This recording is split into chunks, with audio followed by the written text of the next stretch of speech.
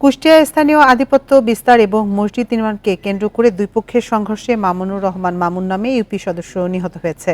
সকালে কুষ্টিয়া সদর উপজেলার গোস্বামী দুর্গাপুর ইউনিয়নের আশানগর গ্রামে এ সংঘর্ষের ঘটনা ঘটে।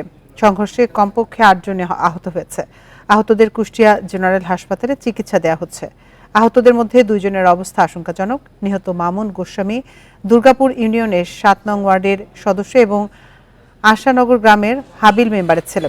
ইসলামী বিশ্ববিদ্যালয় থানার ভারপ্রাপ্ত কর্মকর্তা মামুন রহমান জানান, এলাকার আধিপত্য বিস্তারকে কেন্দ্র করে ইউপি সদস্য মামুন এবং তার পিতা হাবিল মেম্বারকে এলোপাতাড়ি কুপিয়ে ও টেটা বিদ্ধ হয়ে গুরুতর আহত করে।